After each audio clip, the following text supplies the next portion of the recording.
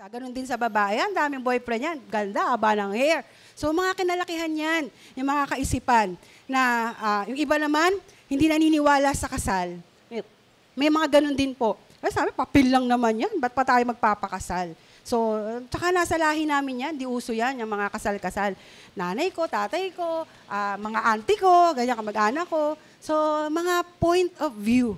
Yung mga nakastuck sa mind, mga kinalakihan na gano'n. Okay, tapos, ang dami po talaga, hindi ko naiisa-isahin pa. Hello? Yung point of view, okay? Yung point of view ay napaka-crucial po nito. Kaya dapat, sabi nga, pinapabago po natin yan sa Diyos. Hello? Okay, kaya sinabi dyan sa verse 2, huwag kayong umayon. Okay? Yan, huwag kayong gumaya sa mundong ito, hayaan yung baguhin ng Diyos ang takbo ng isip nyo para malaman nyo kung ano ang gusto niya, yung mabuti, nagpapasaya sa Kanya at perfect. So, itong mind natin, may tinatawag tayong cognitive lenses. Okay? Yung cognitive lenses po, yan yung how we see things. Okay, how you see things will impact our feelings and actions. Yung isip natin, may mga lenses po yan. At minsan, kahit Christian na po, nalilito pa at naliligaw pa kasi nga, sa exposure and experience. Mas expose po kasi sa social media. No, talagang magugulat po tayo. May isang nagsabi na, sabi niya ganun, grabe, nagulat din po kami na as early as 9 years old, ay exposed na pala sa mga Pornhub. Okay? No, 9 years old pa lang, nakakarating na. Sabi ko nga, ako nga, hindi ko nga alam yun eh. Diba? Hindi ko nga alam yun. Nung araw nga, ang hirap alam niyo yun, yung mga magazine na mga X-rated, nung araw, siguro sabi nga, pinag-usapan nga namin ni Pastor Jim kagabi, siguro dahil lahat na ng bata ngayon may tablet na. No? Lahat na ng bata ngayon may tablet na. Tapos hindi lahat ng bata may magulang na nagbabantay sa kanila. Nagagabayan kung saan nakakarating yung mga bata, kaya kung saan-saang websites na rin sila talaga nakakarating. So dati nung araw, siguro makakita lang tayo ng bihira sa mga mahihirap na tahanan, walang ganun kasi binibili lang yun ng mga mahal. Pero ngayon, accessible na sa lahat, yung mga bastos na mga panoorin. Kaya napaka-delikado po talaga ng panahon. Kailangan may child lock tayo sa mga cellphones. Okay? At sabi nga, dapat nagbabasa palagi ng Word of God at nagpe-pray. Okay? So ang ganda-ganda po ng Book of Romans series natin, kaya sana po nababasa po natin yan sa bahay. Kaya dapat ipasakop po natin ang buhay natin sa banal na spirito. Okay? Ipasakop natin yung buhay natin sa banal na spirito. Yes, tama po yun. Lahat ng tumanggap na kay Jesus ay may Holy Spirit na. Pero sabi nga yung iba, hindi inaalaw yung Holy Spirit na manguna at maghari sa kanilang buhay. Sarili pa rin pong laman o gusto ang sinusunod. Kaya sabi dito, kailangan nating ipabago ang isip natin sa Diyos. So paano po? Sa pamamagitan ng pananalangin at pag-aaral ng salita ng Diyos. Ito minsan mas mahirap itong gawin Kasi mas madali yung yung mag-cellphone, mas madali yung maglaro sa cellphone para sa mga bata. Pero yung pagbabasa ng Word of God, o kahit sa matatanda na, minsan kailangan mo pa talagang ipilit. Pero ito talaga yung makakapagpabago ng ating isipan, ang pagbabasa ng salita ng Diyos. So sabi nga dyan, para makayanan natin makipag-ugnayan ng tama sa Diyos, talagang sa biyaya at habag niya, malunod tayo sa pagmamahal ng Panginoon para matutunan din po natin makipag-ugnay ng tama at maayos sa kapwa natin mananampalataya. So, ito po yung number 2. Okay, sabi mo sa katabi mo, number 2 na tayo. Okay? Number 2 na tayo. Okay? Paano ba tayo dapat mamuhay kasama naman ang mananampalataya? So, yan. Tingnan mo nga po muna yung katabi mo. Yan. Paano ba tayo makikisama dyan? Paano ba natin pakikitunguhan yan? Diba? Tayo po yan ang kinakausap dito ni Apostol Pablo.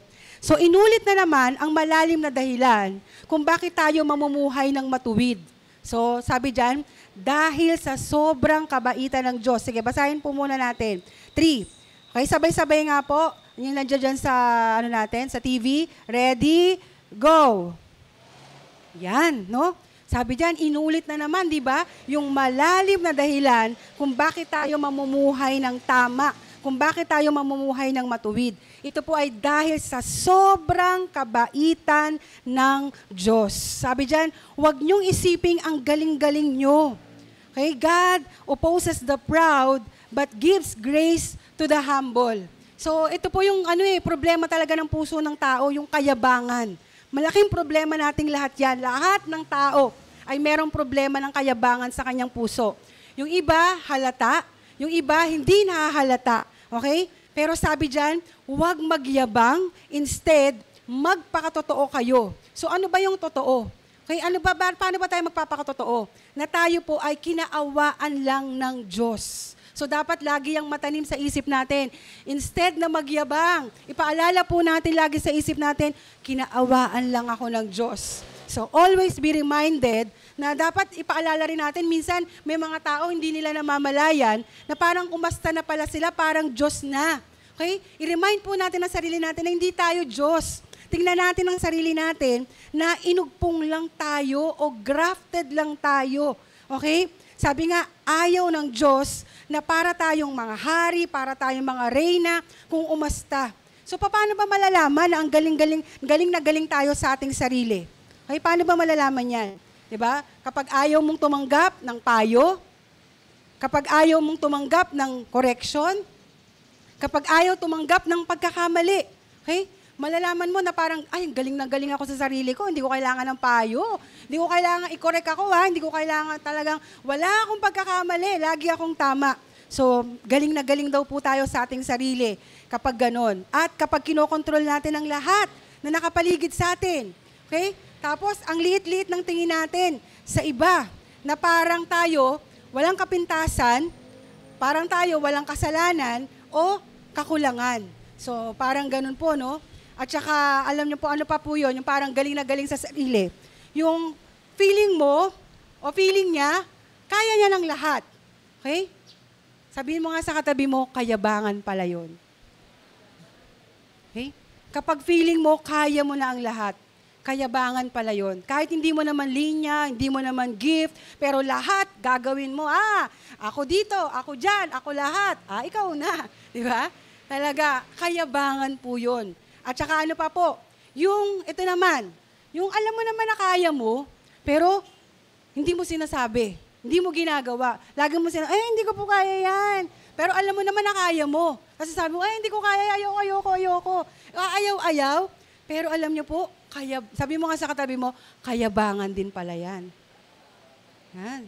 No? Kasi alam mo naman alam mo naman yung sarili mo right? Tama po ba? Alam natin yung kakayanan natin, alam natin yung kaya na ibinigay sa atin ng Diyos, tapos sasabihin natin, ayaw tayo, tinatanggi natin, kayabangan din po yun. At kayabangan din po yung self-pity, yung naaawa ka sa sarili mo. Okay? Bakit ganun? Awang-awa na nga sa sarili. Parang humble na humble. Hindi po. Ang self-pity po ay isang uri rin ng pride. Kasi ang nagsa-self-pity po, meron siyang longing na deserve niya ang better treatment ng iba. Na yung meron siyang feeling na dapat better to hindi ko dapat nararanasan tong nararanasan ko. Kaya awang-awa ako sa sarili ko. So that is also pride. Okay, yung self-pity. Kaya dapat din po natin yang ipatabas, ipaalis sa Panginoon. Lagi natin tatandaan na hindi nakasentro sa sarili natin ang mundo. Tandaan po natin na sa istorya na ginagawa ng Diyos, okay, siya po yung main character. Tayo po, sabi nga, hindi sa atin umiikot ang mundo o ang universe. Kaya kahit po yung pagiging matampuhin, hello? Okay? Yung pagiging matampuhin, pride din po yan. Okay? Sabi mo sa katabi mo, pride din pala yan. Kasi bakit? Ano po ang kasunod ng tampo? Lalayo ka na. Hindi mo na sila papansinin. Magmumukmo ka na. Bahala na kayo dyan. Kasi nagtatampo ako sa inyo. Pride din po yun. Kaya sabi nga, yung pagiging matampuhin po kasi, naghahanga dito ng attention na dapat pinapahalagahan ka. Kaya hindi po ganon. Dapat, hindi po, sabi nga, wag natin titingnan ang sarili natin ng yung mataas yung tingin. Dapat pagdating ko pa lang, latagan nyo na ako ng red carpet. Diba? Ganon. Kasi kailangan ganon may ganun po na damdamin eh. Kailangan mapansin niyo ako, kailangan ganito, kailangan ganon. Nakasentro sa kanya ang lahat ng bagay. So dapat po si Lord palagi ang sentro.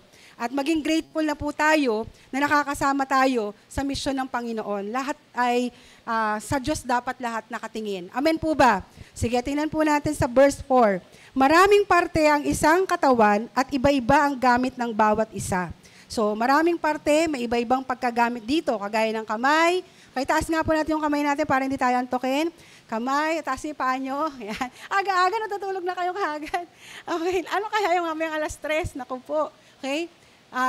So, yung tenga, yung mata, may iba-iba pong pagkagamit yan. Tama? Pero wala pong more important part, wala rin pong less important part sa body. Kahit yung hibla ng buhok natin, pilik mata natin, okay? May function po yan, may role na ginagampanan yan. Hindi po porkit mas maliit yan, baliwala yan. Walang more important, walang less important. Ganon din po sa church. Amen po ba?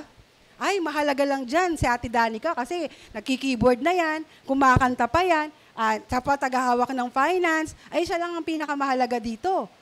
Walang ganon. Pantay-pantay po lahat. Amen po ba? Amen po ba? Sabi mo sa katabi mo, pantay-pantay lang tayo. So sige, tingnan natin. Sa 1 Corinthians chapter 12, verse 29 to 30, sabi dyan, babasahin ko lang po sa inyo, hindi naman lahat apostles o prophets o teachers, di ba? Hindi lahat ay may kapangyarihang gumawa ng himala. Hindi lahat may kapangyarihang magpagaling na may sakit. O kaya naman, hindi lahat marunong mag-speak in tongues o mag-explain ng sinasabi ng nag-speak in tongues. So, hindi tayo pare-pareho, okay, ng kayang gawin. Okay, kasi nga may kanya-kanya po tayong giftings, pero hindi porket ikaw ay nakakapagturo, okay, ay pwede na tayong magyabang. Sabi nga natin, walang less important or more important, lahat pantay-pantay lang at may kanya-kanyang mahalagang parte na ginagampanan. Kasi meron po kasing iba na kapag nagkaroon na po ng posisyon, nagiging mayabang na. Okay? Na kahit maging leader, di ba? Kapag ka naging leader, mahirap na, wag po nating tatratuhin ang mga member na parang swelduhan lang. Okay? Lalo-lalo na po sa church kasi tayo po dito lahat, halos tayo lahat ay mga volunteers. Di ba? Talagang ang hirap nga po talagang mag-utos sa totoo lang. Marami po ako nakaka-encounter dito, hirap na hirap talaga silang mag-utos. Ay, nakakaya talaga mag-utos. Kasi nga, we want to be nicer, we want to be gentle as much as possible sa bawat isa. Kasi nga lahat tayo ay volunteers lang dito. Kaya natin to ginagawa, kaya tayo nag-e-effort dito, naglalaan tayo ng oras natin dito, kaya tayo nagpapagamit, nagsuserve sa ministry, dahil nagmamahal lang tayo sa napakabuting Panginoon na pinaglilingkuran po natin. Kaya tayo po, maging gentle and nice po tayo sa isa't isa. Talagang dito, nakakatuwa sa atin po sa Mighty One, lalo po tayong gumagaling sa restoration project. No po? Ano po ibig sabihin nun? Na kapag ka po may nadadapa, kapag ka po may nagkakamali, hindi po tayo nangungundi na. Sa halip, talagang inaakay po natin, inaalagaan hanggang sa sila po ay manumbalik at ma-restore. Kasi meron po mga simbahan na kapag nagkamali ang isang miyembro, talsik na kagad yun. Talagang tanggal na. Okay, parang judgment na kaagad. Pero salamat sa grasya at biyaya ng Panginoon, we do not tolerate sin. Okay, maging malinaw naman po yun. Hindi natin tinotolerate ang kasalanan, pero kapag may nadapa, kapag may nagkasala, tutulungan po nating ma-restore, maibangon, hanggang sa maibalik ulit siya sa Panginoon. Amen po ba? So, be kind and be gentle to one another. So, tuloy po natin, verse 5. Sabi dyan, ganito din tayo. Kahit marami tayo, mga parte tayo ng iisang katawan ni Christ, connected tayo sa isa't isa bilang mga part ng iisang katawan. So, kahit nga may apostles, may teachers, sinabi kanina sa 1 Corinthians, iba-iba tayo ng role, pero connected tayo sa isa't isa bilang isang katawan. So, hindi po tayo magkakahiwa-hiwalay. We are connected. Okay? So, di ba, hindi mo naman basta-basta sasaktan ng sarili mo. Tama po ba? Meron ba ditong yung kamay na yan, talagang alam niyo yung pupukpukin? Di ba, hindi mo naman basta-basta sasaktan ng parte ng katawan mo kasi ikaw rin talaga yung masasaktan. So, tingnan po natin ang isa't isa na bahagi tayo ng iisang katawan. Sige, tingnan mo po yung katabi mo. Yan. Kaya kapag sinaktan mo siya, parang sinaktan mo rin yung sarili mo. Nagets po natin? Okay? Ganun po yun. Kaya kapag ka naman, pinamper mo yung, yung part ng katawan mo na yan, di ba? Talagang masaya. Kasi nga, connected tayo sa isa't isa. Connected tayo. So, tuloy po natin. Verse 6 to 8. Binigyan ng Diyos ang bawat isa sa atin ng iba't ibang gifts para gamitin. Sabi dyan, kung pagpipreach, ang gift natin, gawin natin ito ayon sa faith na meron tayo. Kung pagsaserve, ang gift natin, mag-serve tayo. Kung pagtuturo naman, magturo tayo. Kung gift naman ng pag-encourage, naalala ko tuloy sa Anthony, encourage. Okay. Gawin natin to. Kung merong gift na pagbibigay ang isang tao, magbigay siya ng buong puso. Kung pagiging leader naman ang gift niya, pagbutihin niya to. Kung gift naman ang pagtulong sa iba, gawin niya ito ng masaya. Di ba? Grabe, alam niyo po dito sa atin, sa church, sa Mighty One, mayroon tayong mga ganitong giftings eh. Diba? Mayroon dito nagpipreach, may nagli-lead, may nagsaserve, may nag-encourage, may nagbibigay. Sabi niya, kung yan daw, kung preaching daw ang ating pong gift, ano man dyan, pagsaserve, pagtuturo, pag-encourage, pagbibigay, pagtulong. Okay? Ano daw sabi dyan? Gawin daw natin ito ng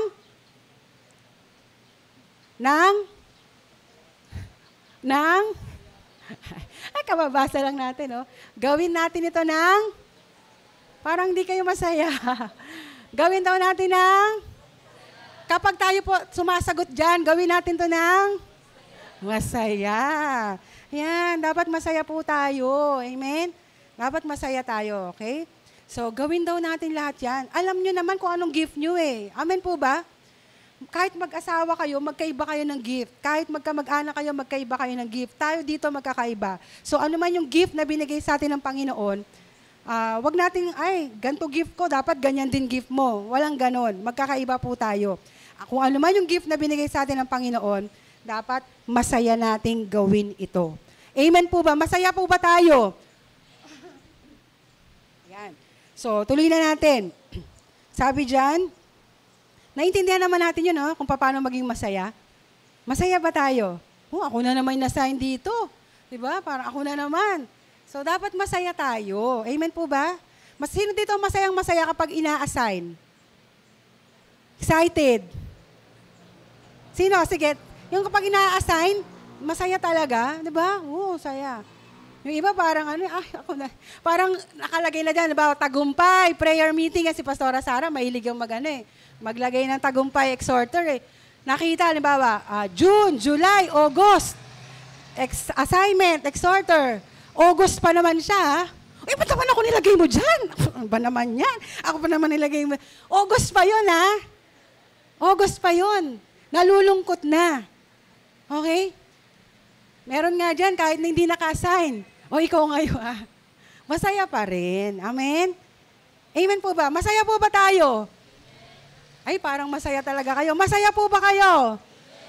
Ayan, talagang. Masaya po ba kayong sumasagot ngayon? Talaga. Masaya talaga. Kasi, yan pribileyo. Diba? Again, always remind ourselves, inugpong lang tayo. No? Hindi talaga tayong original. Alam niyo po yun, yung istorya natin, sa mga previous natin, pero lahat tayo pinili ng Panginoon. Kinahabagan lang tayo ng Diyos eh. Kaya, Lord, salamat dahil sinasali mo ako sa istorya na ginagawa mo. Parte ako ng istorya na binubuo mo. Okay? So, ano pa ba sabi dyan? Ayan. So, 9. 9 na ba? Ayan. Okay. 9 and 10. Sincere dapat ang pagmamahal nyo. Okay, sincere. So, sincere po bang masaya pala talaga kayo? Parang galit na. Okay, sincere daw dapat kung talagang gagawin natin na masaya o nagmamahal tayo. Magalit kayo sa masama. Pwede naman pala magalit sa masama. No? Sabi dyan, pero may kasunod pa yan. Mahalin nyo kung ano ang mabuti. Sabi, magalit kayo sa masama, mahalin nyo kung ano ang mabuti. Yan. Hindi yan sabi, pwede naman pala magalit sa masama eh. Pero, paano kaya yung nagagalit sa masama na ginagawa pa rin na mabuti? Nagets niyo po ba yon?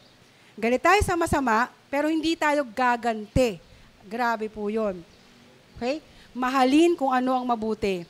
Ang ibig sabihin po kasi na magalit sa masama, it means po niyan, magalit tayo sa kasalanan na ginagawa ng tao at hindi mismo sa tao. Okay? At dahil sa banal na spirito, siya po ang tutulong sa atin na magawa yan. Okay? Na mahalin ang isa't isa bilang kapatid at irespeto ang isa't isa. Okay? Tayo po mga Pinoy talagang, naman tayo family-oriented tayo Talagang sanay tayo magmahal sa kapatid, sa magulang, sa kapwa. Talagang andyan talaga sa puso natin yan na ipaglalaban natin at susuportahan talaga ang isa't isa, kahit ano pang mangyari. Okay? Sa verse 11, sabi diyan, sige, basahin nyo nga po, verse 11, malakas, ready, go! Hindi, hanggang 11 lang. Ay, grabe, sisipag nyo 11 lang, sobra-sobrang sa sipag. Okay? Magsipag kayo, magsipag at huwag maging tamad. Okay? Mag-serve ng buong puso.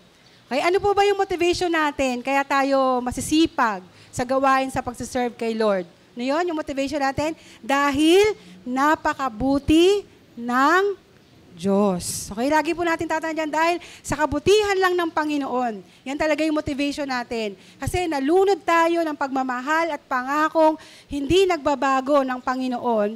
Okay? Kaya talagang sa isip natin, kaya tayo ang sipag-sipag sa gawain dahil napakabuti talaga ng Diyos. Naalala ko lang po yung tatay ko. Okay? Nung nabubuhay po siya, talagang sobrang sipag po nun. Grabe, maglinis ng church. Na kahit naglinis na po yung mga kapatiran, minsan nga sumasama na yung loob ng mga kapatiran doon kasi binabana na nila lahat ng electric fan, nilinis na nila lahat ng upuan, uulitin pa ulit ni tatay. Grabe po yung tatay ko, ganun siya kasipag. Kaya sabihin, grabe naman to si brother man, nakakasama naman ng loob. Nilinis na namin, lilinisin niya pa. Ganun po talaga kasipag ang tatay ko. Kasi ayaw niya talaga yung may nakikitang kahit konting dumi. Yun talaga yung kanyang gift. Okay? Na kahit nag-uopisina po siya, sobrang sipag niya po sa gawain at sa pag-maintain po talaga ng simbahan. Kaya nung buhay pa yon at papasok po kayo sa silang, ngayon hindi na masyado joke lang. Pagpasok niyo pa lang sa silang, amoy downy, ang bango talaga parang hotel. Kasi ganun po talaga si tatay maglinis ng simbahan. Ang bango-bango ng simbahan. Okay? So, yun po kasi yung part na gusto niya talagang i-contribute sa church. Dahil mahilig siya sa kalinisan, siya talaga yung naglilinis at nagme-maintain ng church. Okay? Main ministry niya yon. Kahit nagsusong lead siya, nagba-Bible study teacher siya, pero talagang isa siya sa taong nakita ko na walang kapaguran pagdating sa gawain ng Panginoon. Grabe po talaga yung pagmamalasakit niya. Yun yung gift niya. Kaya sabi ko nga, napakalaking blessing ng bagong silang si Brother Mar sa paglilinis ng simbahan. Okay? So, lahat tayo may ganun din po dito sa church. Kaya maging masaya po tayo, maging masipag po talaga tayo sa gawain. Sa verse 12, sige po, tingnan natin kasi mahaba pa to. Sabi diyan, maging masaya kayo dahil sa pag-asa na meron kayo, magtiyaga kayo sa panahon ng paghihirap at lagi kayong mag-pray. So maging masaya daw dahil tayo po ay may pag-asa. At katangian naman talaga ng Christian yan, masayahin tayo. Amen po ba? Palagi po tayong may pag-asa, magtsatsaga tayo kahit mahirap kasi alam natin, ang hope natin, ang pag-asa natin ay walang iba, kundi ang kabutihan ng Diyos na pumili sa atin. So tuloy natin, verse 13. I-share nyo kung anong meron kayo sa mga Christians na nangangailangan ng tulong. At patuloyin nyo sa bahay nyo kahit ang mga dayo. So, i-share daw po kung ano ang meron. Okay? Magpatuloy ng tao. O, di ba ngayon naman, kahit di naman natin patuloyin sa bahay natin kasi mamaya yung mag-wad family. Ay ko nasakto pa to sa mga usong-usong ngayon, di ba? Pero meron naman kasi mga shelters ng government na pwede talagang magpatuloy. Pero kung may mga kamag-anak kayo nangangailangan talaga, so patuloyin natin. At alam ko naman, bukas lagi ang tahanan ninyo para dyan. And most generous people talaga ay mga Christians. Hindi talaga madamot ang mga Christians. Masaya po talaga yung nagbibigay. Kasi nga alam naman natin na ang may biggest contribution sa mundo ay mga Christians, okay? Alam niyo po yung mga unang yung mga scientist talaga, kagaya ni Copernicus, ni Kepler, ni Boyle, yan talaga yung mga Kristiyano po yan na talaga nag-contribute sa mundo ng napakalaki ng mga contributions na nabago sa history ng humankind. Maging ang mga missionary activities, mga Christian talagang dumadayo sa iba't ibang parte ng mundo, kahit mahirap, talagang dumadayo sila to spread good news. Maging yung natural law, yung mga batas po natin, okay, yung sa Republika ng Pilipinas, inspired po yan at influence po yan ng theology, Christian theology. Galing sa Bible, kung papansinin niyo po, lahat ng mga batas natin sa Biblia. At ano pa po yung mga Christians, sa generosity po niyan, yung abolition of slavery, yung dignity and freedom for all the women. Talagang mga Christians po na mga babae ang nanguna dyan.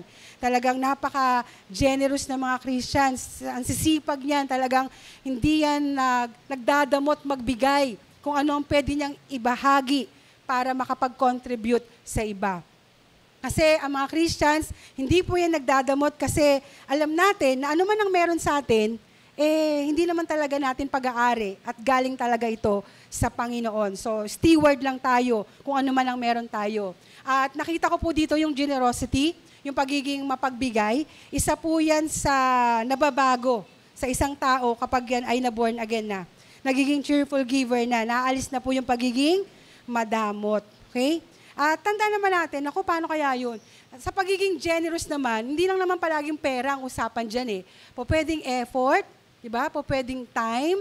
Okay? So, kapag tayo ay nagbibigay ng ating oras at panahon, nagbibigay po tayo. So, nagkakaroon po talaga tayo ng pagmamahal sa iba, malasakit sa iba, at nagiging mas makatao po tayo, at meron tayong malasakit sa ating kapwa. Yan ang mga tatak ng Christians. Amen po ba?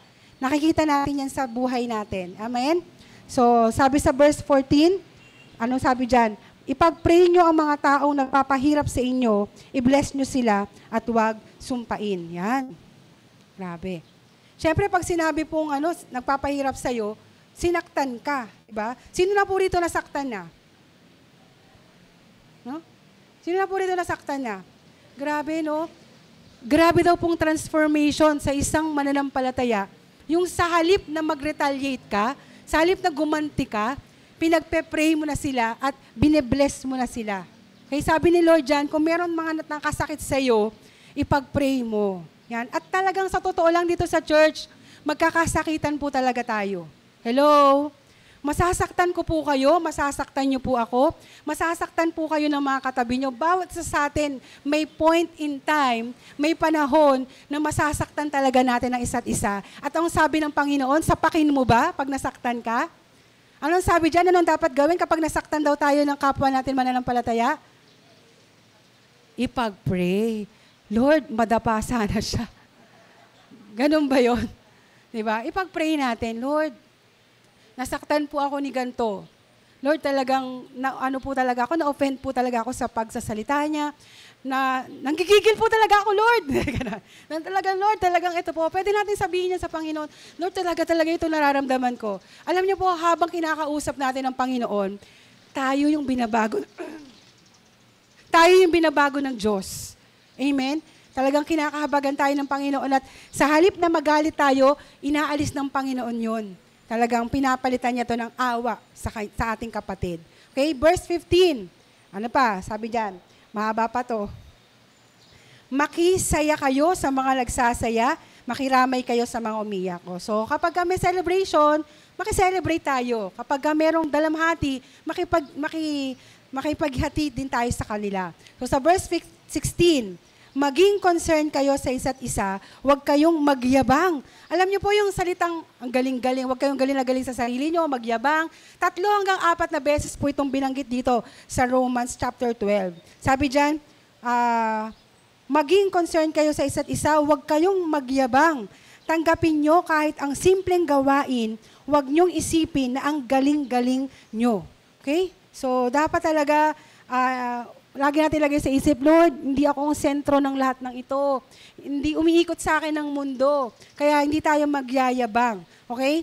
na kahit na ginagamit tayo sa unahan, kaya din nating humawak ng basahan, kahit ang taas ng posisyon natin, kahit ang laki ng sweldo natin, kahit ano pang marating natin, kaya nating mag-serve. No? Sabi nga, always be reminded na kinakaawaan lang tayo ng Diyos. Kasi sabi nga ni Pastor, lagi yan tuwing magde-dedicate po yan ng mga business o di man ng isang nabiling bahay, kotse. Lagi niyang ine-exhort yan na ang pera, di ba, lagi natin sinasabi, naku, nagkapera lang yan, yumabang na. Di ba, meron ba kayong mga naririnig na ganon? Naku, nagkaroon lang ng ganyang posisyon yan, yumabang na. Sa totoo lang, hindi naman talaga napapalabas ng pera yung yabang o sama ng ugali ng isang tao. Nandun na yun. Okay? Nandun na talaga yun. Nandun na talaga yun. Napapalabas na lang talaga. Hindi nababago ng pera ang tao. Okay? Tandaan po natin yan. Kaya lagi natin tatandaan, kinaawaan lang tayo ng Panginoon. Kasi natutulong nakakatakot po maging mayabang. Kasi kasunod na po nun, sabi ng Proverbs, ay kahihiyan. Kaya sinabi ng Proverbs yan, kapag ang tao nagyabang, kasunod po nun ay kahihiyan. Kaya nakakatakot po magyabang. Lagi natin i-remind ang sarili natin, Lord, kinaawaan mo lang ako, kinaawaan mo lang talaga ako. Kaya yun po. Okay? So, ang dami po nating matututunan dyan sa verse 3 to 16, kung paano ba tayo makikisalamuha sa isa't isa bilang mga mananampalataya. Amen? So, ito yung reference natin. Next po, number 3, paano naman tayo mamumuhay kasama ang hindi mananampalataya? Yan. Siyempre, hindi lang naman tayo sama-sama dito eh. Actually, tuwing linggo lang, tuwing Friday lang, prayer meeting, madalang lang naman talaga tayo magkakasama-sama. Ang mas madalas nating nakakasalamuha ay yung mga non-believer o hindi mananampalataya. Ngayon, sabi nga, kung tayo po na mga mananampalataya na, hirap pa tayong gumawa ng mabuti. Tama po ba? Diba? Kung tayo nga na nagsisimba na linggo-linggo, hirap na hirap pa tayong gumawa ng mabuti, di lalo na po yung mga hindi mananampalataya. So ngayon, anong tinuturo sa atin ng salita ng Diyos? Paano tayo makikitungo sa mga hindi sumasampalataya sa Panginoon? Halimbawa, sa mga toxic na kasamahan sa trabaho. Diba? Naririnig natin yan. Grabe naman makaasta tong katrabaho ko. Kala mo naman siya tagapagmana ng kumpanya. Diba? May mga ganun po tayo mga kasamahan sa trabaho. Paano natin sila pakikitunguhan? Okay? Yung halimbawa, yung may kasamahan tayo, gumagawa ng illegal. Kitang-kita natin yung pagnanakaw nila sa opisina. Di ba? Yung pagnanakaw ng oras, hindi pumapasok ng tama. O di man, paano tayo makikitungo sa mga katrabaho na grabe manlamang?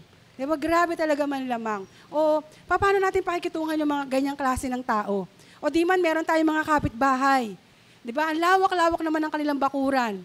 Sa harap pa talaga patataihin yung aso nila, harap man ang bahay mo. Di ba? Paano mo pakikitunguhan yan? Meron naman silang sariling bakod. Bakit basura nila itatapat pa talaga sa gate mo? Di ba? O di man kasama sa loob ng bahay na hindi pa Christian. Asawa mo hindi pa Christian. Paano mo pakikitunguhan yan?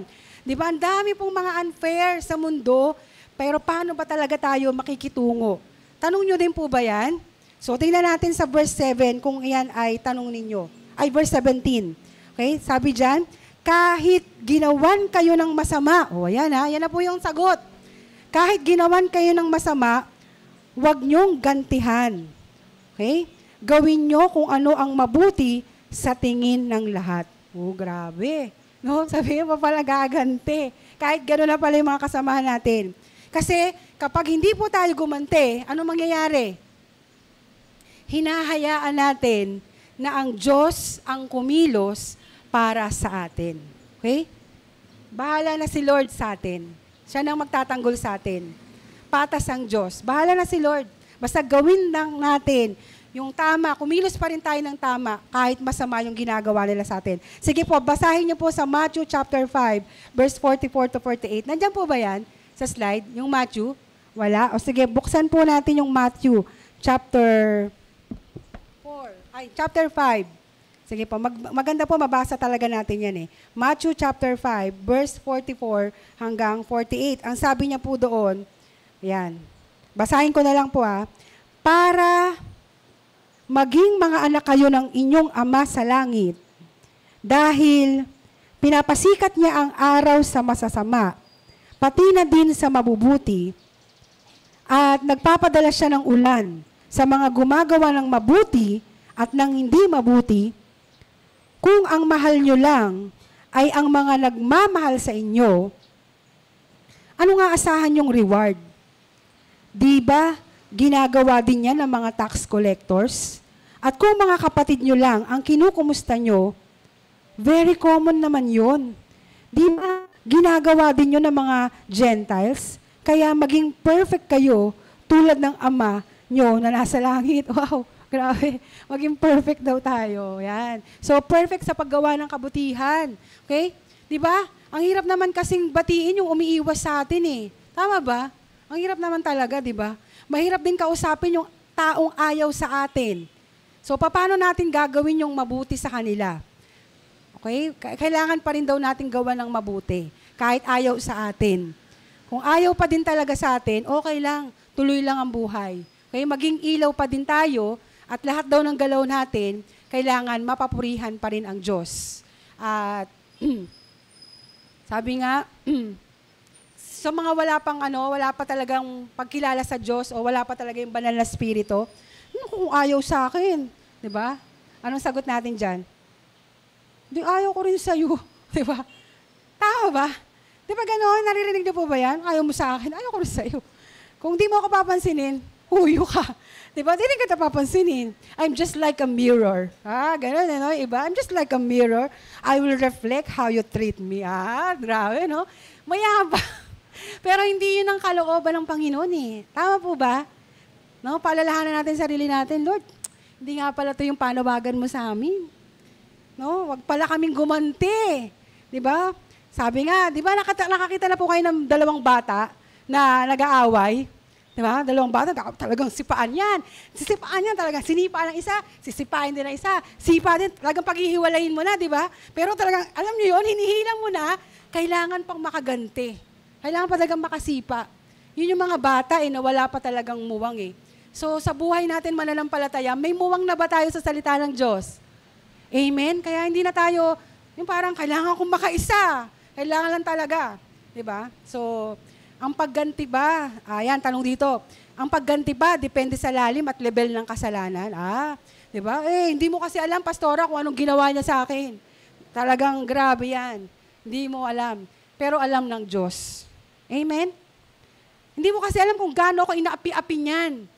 Oo nga, hindi ko alam, pero alam ng Panginoon at ang sabi ng Diyos, wag daw tayong gaganti. Amen?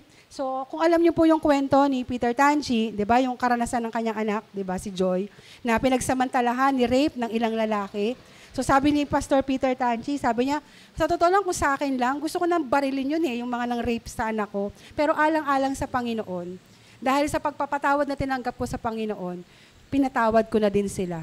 'Di ba, hindi niya hinabla, hindi niya talaga ikinaso, talagang pinanghawakan niya talaga ang patas ng Diyos. Nasa kamay ng Diyos talaga ang hostisya.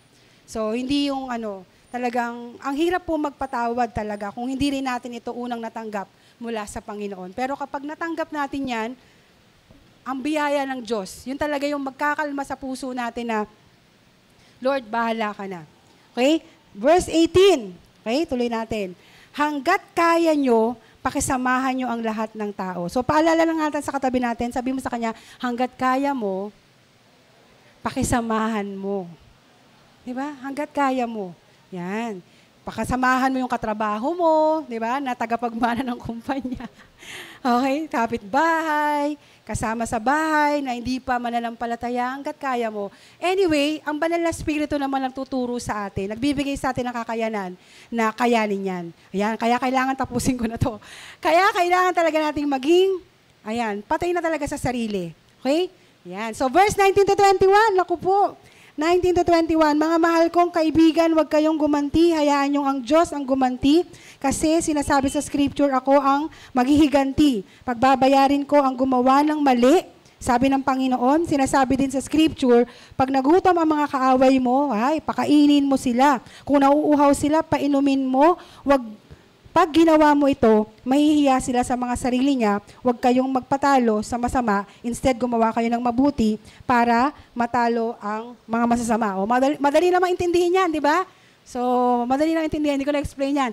Chapter 13 na tayo. Yan. Number 4 na, last na. Okay, yan. Ano po yung point number 4? Paano naman tayo mamumuhay bilang mamamayang mga Pilipino para sa bayan? Okay, tandaan po natin, merong 3 institutions po na in-establish ang Lord, ang Diyos. Ang institution po ng church, ang institution po ng government, and institution ng family. Okay, yan. 3 po yan. Church, government, and family. In-establish po yan. Ang Diyos ang nag-establish niyan. Malinaw po yan. At ang calling po natin bilang mga mamamayan na Kristiyano, okay, igalang ang mga offices nito.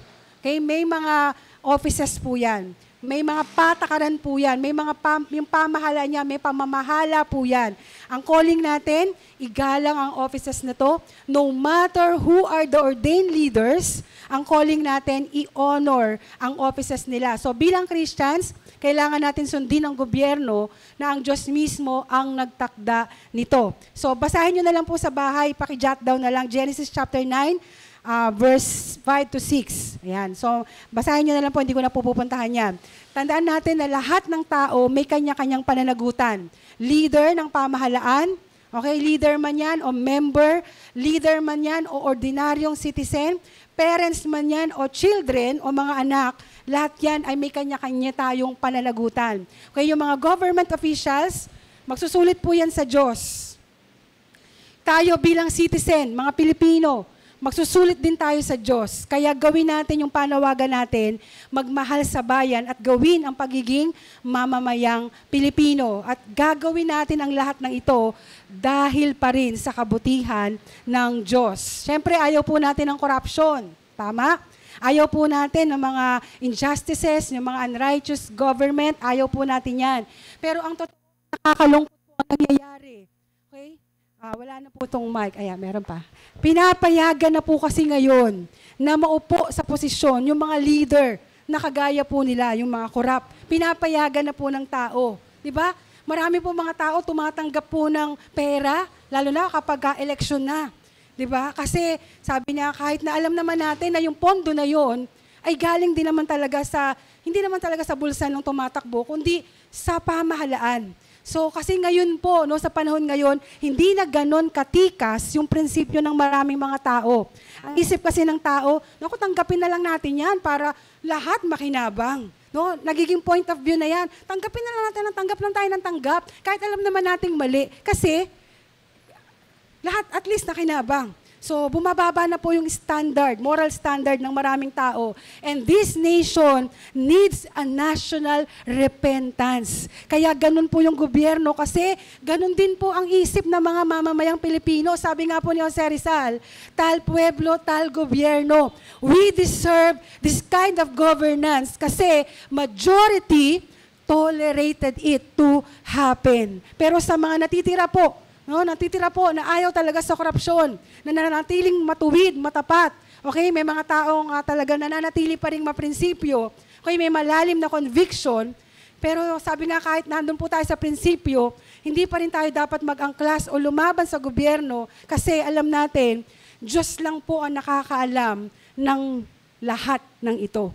Okay, sabi nga ng Proverbs 22:9, when the righteous are silent, evil prospers. Ano pong ibig sabihin niyan? Kung mananahimik tayo, talagang lalong magpa-prosper ang mga masasama. Ang ibig sabihin po niyan, dapat sabi nga yung righteous ay hindi po yung right, yung pag-aangklas, kundi meron tayong tamang gagawin bilang mga mamamayang Pilipino para mag-prevail ang kabutihan at hindi mag-prevail ang kasamaan. Okay, ang ibig sabihin po nito, yung absence of righteous acts, kaya nagkakreate ng evil environment. Nagets po natin?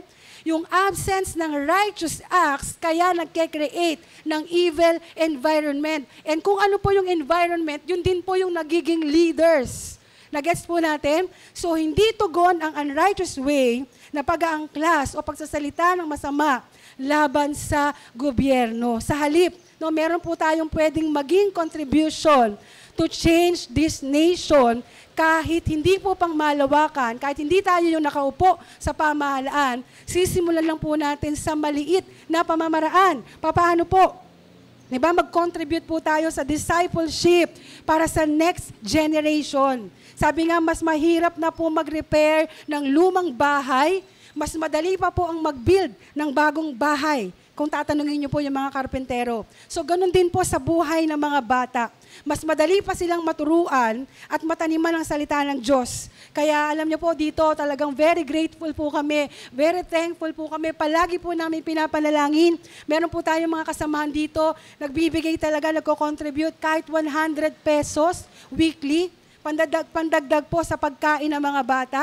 So ngayon talagang tumataas po yung bilang ng mga children natin every Saturday. Okay, dumadami po sila. At yung mga batang ito, tinataniman po natin sila ng salita ng Diyos. At marami po sa kanila, sabi ko nga, galing yan sa mga broken families. Galing po yan sa mga, may mga abandoned child po tayo dyan. Meron po dyan galing sa mga masalimuot na family settings. That every Saturday, talagang tinatyagaan po natin silang mag-memorize ng Word of God. Kinakamusta po natin sila, tinatawag po natin silang mga anak. Meron tayo dyan, si Mark, okay? Abandoned child po yan. 12 years old na siya ngayon or 13. Pero iniwan lang siya nung batang-bata pa siya. Hindi na nga siya nakapag-grade 1 eh. Hindi na siya nakapag-aral kasi iniwan na lang siya sa kapitbahay.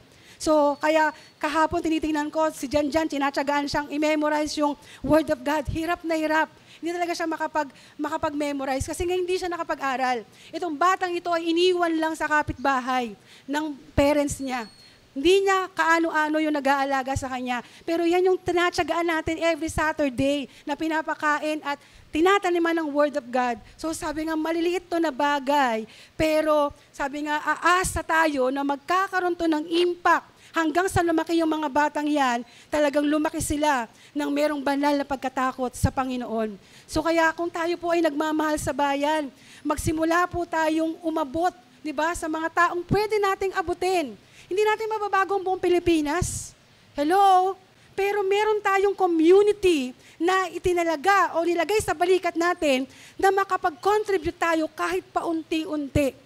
Sabi nga ni Frederick Douglass, sabi ko nga, it is easier to build strong children than to repair a broken man. So mahirap nang baguhin ng matatanda. Hello? Kaya magsimula tayo mag-disciple sa mga bata. So kaya thank you po sa mga nagko-contribute ng time, ng effort, even pa 100. No, sabi natin, Danica, Pastora, may nagbigay po ng 100. Pastora, may nagbigay po ng 50 pesos. Malaking tulong po yan to change the next generation or the now generation. Sabi ko nga, pag Sabado na nandito ako, pag uwi ko sa bahay, patang-pata po talaga ako. Kasi ang hirap makipaglaban sa mga bata. Ang hirap po talaga, away sila ng away. Grabe, may tasaksakan ng tinidor. Talaga ganyan. Siyempre, aawatin mo, anak, wag ganyan. Kasi sa bahay, hindi sila exposed sa love. Exposed sila sa setting ng away-away. Kaya grabe magmura. Grabe po talaga. So, these children, ipag-pray po natin. Ipag-pray po natin. So grabe po talaga. Bahala na po ang Panginoon. Magkatulungan po tayo sa kanila. Okay, chapter 13. Papasadahan ko lang po na mabilis. 10:5 na. Buti na lang si CJ ang doon sa Bagong Silang. Sabi ng verse 1 sa 13, diba, God established government. So dapat sinusunod ang bawat tao. Dapat sumusunod ang bawat tao sa mga leader ng gobyerno. Dahil ang authority na mamuno ay galing sa Diyos. At siya rin ang naglalagay ng bawat may katungkulan sa gobyerno. So galing sa Diyos, pinapaintulutan ng Diyos. Okay, kaya dapat sumunod tayo sa opisina na yon. Ang Diyos ang nagtakda ng government. Pinapayagan ba ng Diyos na mamuno kahit masama? So, ang Diyos lang po ang nakakaalam. So, tingnan natin sa verse 2. Kung sino man ang lumalaban sa gobyerno, nilalabanan din ang inappoint ng Diyos. Paparusahan ng Diyos ang mga gumagawa nito. So, hindi natin calling ang labanan ng gobyerno. Patuloy lang natin gagawin kung ano ang tama, nararapat, bilang Kristiyanong mamamayang Pilipino. Okay? Ang Diyos po ang kinakalaban natin kapag kinalaban natin ang gobyerno. Okay? May parusa sa lumalaban sa leaders. So, verse 3 to 6. Ala, grabe, binibilisan ko na talaga. Hindi dapat matakot sa mga leaders ang mga gumagawa ng mabuti, kundi yung mga gumagawa ng masama. Gusto mo bang wag nang matakot sa mga leaders? Gawin mo ang tama at pupurihin ka nila. Kasi mga nagsiserve sila sa Diyos. At tungkulin nila na tulungan ka. Pero kung gumagawa ka ng masama, dapat kang matakot kasi may kapangyarihan silang magparusa. Nagsiserve sila sa Diyos at may karapatan silang parusahan ang mga gumagawa ng masama. So, ulitin ko po, ang calling natin, di ba? Talagang maging mabuting mamamayan. Ipakita natin na tayo ay anak ng Diyos at marunong sumunod sa batas. Simulan natin sa mga simpleng batas. Okay? Ano ba yung mga simpleng batas na yan? O, kung meron kayong sasakyan, dapat nakarehistro. Kung nagmumotor kayo, dapat nag-helmet. Dapat may lisensya. Okay? Christians are the #1 law-abiding citizens. Dapat, di ba, Christian ka, dapat marunong ka sumunod sa pila. Hindi ikaw yung unang naghanap ng estratehiya, paano kaya ako makakasingit dito? Di ba? So, dapat #1 kang law-abiding citizen. Madali tayo magreklamo, tama po ba? Sa totoo lang, ang bilis nating magreklamo. Yung ba't ba kailangan mag-school uniform? Ba't ba kailangan suot-suot pa yung ID? No, simple lang yan, pero iba, hirap na hirap sumunod. So, ang daming simpleng patakaran na hirap na sundin ang karamihan, pero sana hindi tayo, hindi mga Christians. Kaya manalangin tayo para makayanan natin sumunod sa mga patakaran. At ang disiplina po, nagsisimula po yan sa loob ng tahanan at modelo ang mga magulang na tutularan ng mga kanilang mga anak. Kaya, di ba, tayo mga nanay, huwag tayo gagawa ng assignment ng anak natin. Baka hindi marunong magsulat ng anak natin para lang very good kay teacher. Tayo na nagsusulat. Diba? Ay, para 100, ako nagagawa ng project. So, pero kasalanan po yan. Okay? 8, sige. Sabi dito sa 8. 8 na ba? Ay, oo nga. Okay, 8. Ayan. Malapit na. Okay, kayo nga po ang magbasa. Malakas. Ay, masaya po tayong magbasa. Ready? Go!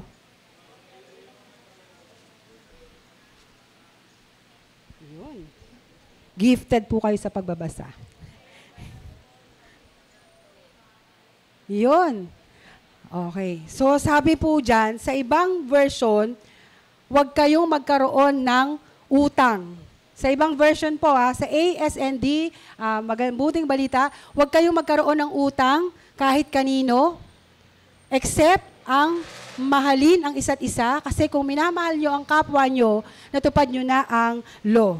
So yan, huwag kayong manatiling may utang kanino man, maliban sa utang ng pagmamahalan, sapagkat ang nagmamahal ay tumutupad sa kautusan. So, sensitibo po itong usapin. Okay? Wala na akong time.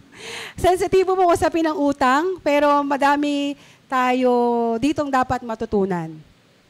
Mahalaga po yung Christian living eh. Pag-uugali natin to, yung utang, pag-uugali natin to, mahalaga po yan.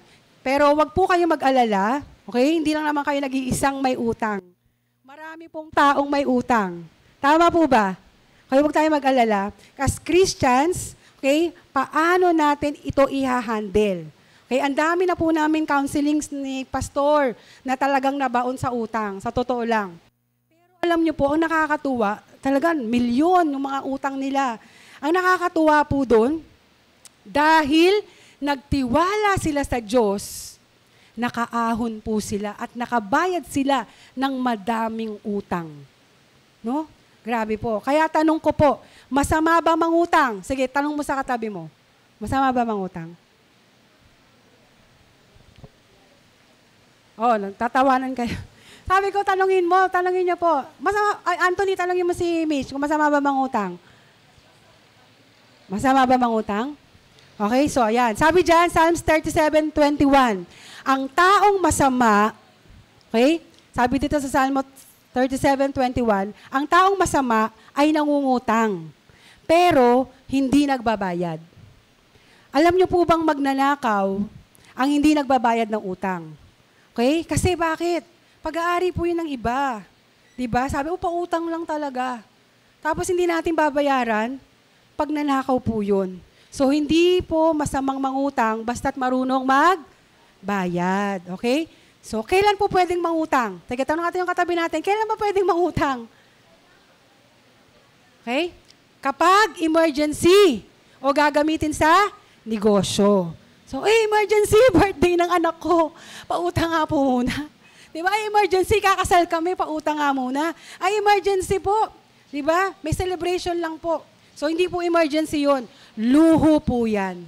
Okay? Kahit po yung panganganak ng anak, ay, manganganak na po yung anak ko, emergency pa utang. Hindi po emergency ang panganganak. 9 months po yan na pinaghahandaan. So, hindi po yan pinapangutang.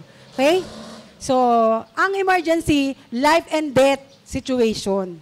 Yan. Yun po yung pwedeng mangutang. Ang tanong ulit, kasalanan bang magpautang? O, tanong mo sa katabi mo, kasalanan mo magpautang? Kasalanan mo magpautang? Ayan, ako. Sabi dyan sa Exodus 22:25, pag nagpautang kayo sa mga mahihirap sa bayan ko, huwag kayong tutulad sa iba na nagpapabayad ng interest. Okay? Sabi dyan. Yung iba, negosyo naman talaga yung pagpapautang. Diba, negosyo yun, okay lang. Basta wag naman yung grabing taas naman talaga ng interest. Diba, yung parang 5-6, lubog na. Bayad ka ng bayad sa tubo. Yung principal hindi nababayaran. Grabe po yun. So, ibang klase. So, ibang klase po yun. So, ayan, natutunan nyo na ba? Okay na yun. Chapter 9 to 10 na tayo. Okay, yan. Yung mga utos na huwag kang magnangaliwa, huwag kang papatay, huwag kang magnanakaw, huwag mong pag-iinteresan ng hindi sa'yo, at ang iba pang utos ay pwedeng isummarize sa isang utos, mahalin mo ang kapwa mo gaya ng pagmamahal mo sa sarili. Kung mahal mo ang kapwa mo, hindi mo sila gagawa ng masama. Kaya, pag nagmamahal ka, sinusunod mo ang buong law. So, kailangan magmahal tayo sa kapwa natin. Ganun lang, kasimple daw. Kung ano yung gusto mong ginagawa sa'yo, yun na lang din gawin mo sa kapwa mo. Ganun lang kasimple. So, verse 11, ganun natin isummarize ang buhay. Ayaw mo nalalamangan ka? Huwag ka man lamang. Ayaw mo na sinasaktan ka? Huwag ka rin manakit.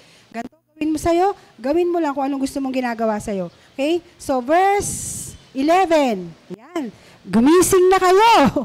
Ayan, tapos na tayo. Sabi sa verse 11, gawin nyo to kasi alam nyong dumating na ang oras para gumising kayo. Oras na, mas malapit na kasi ngayon sa atin ang kaligtasan kesa nung una tayong nakakilala sa Panginoon. Matatapos na ang gabi, paparating na ang mga umaga, tigilan na natin ang masasamang gawain.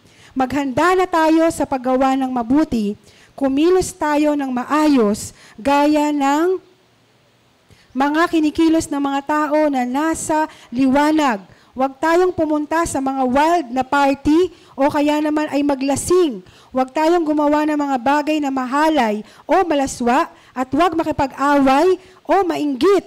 Instead, sa verse 14, gawin niyong si Jesus Christ ang pangdepensa niyo. Huwag niyong bibigyan ang laman para lang masunod ang gusto nyo. Amen. Praise God. Hallelujah. So, sa lahat ng ito, talagang hingin po natin ang awa, tulong, gabay ng Panginoon, grasya ng Diyos para makayanan natin talagang makasamba sa Kanya ng totoo, makasalumuha tayo sa ating kapwa mananampalataya, mamahal natin sila ng totoo, at mamahal din natin yung mga hindi sumasampalataya sa Panginoon, at mamahal din natin ang bayang ito, kahit na pangit ang kapaligiran, hindi sumusunod ang karamihan, pero tayo, gawin nating depensa si Jesus. Lord, sa grasya, sa awa mo, sa tulong mo, gagawin ko pa rin po ang tama at nararapat dahil tunay na napakabuti mo. Sige po, tayong lahat ay yumukod at pumikit.